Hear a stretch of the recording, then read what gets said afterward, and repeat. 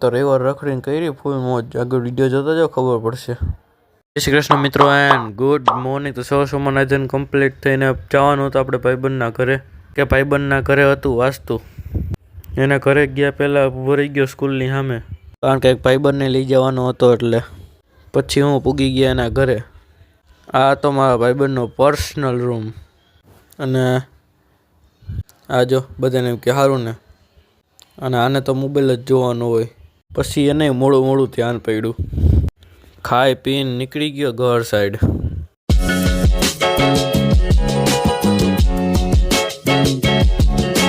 પછી હું રોંઢે ઉઠીને ભાઈબંધની વાડી, એટલે કે આપણા મિતભાઈની વાડીએ વયો ગયો, કારણ કે ટાઈમ તો ઘરે જતો નહોતો. વાડીએ પૂગ્યો તાતો ડોગેશભાઈ સૂતા હતા. અને આવી જ રીતું વાડીનું કુદરતી વાતાવરણ કેને તમે કોમેન્ટ કરી દેજો જરાક.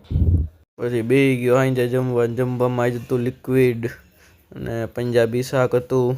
પછી આ કોથમી કલી કેને ભાવે કોમેન્ટ કરી દેજો. આજનો વ્લોગ તમને કેવો લાગે કોમેન્ટ કરીને જરૂરથી જણાવજો. ચેનલમાં ન હોય તો સબસ્ક્રાઈબ કરી દેજો. તો મળીએ કાલે બીજા વ્લોગમાં. ત્યાં સુધી ગુડ બાય.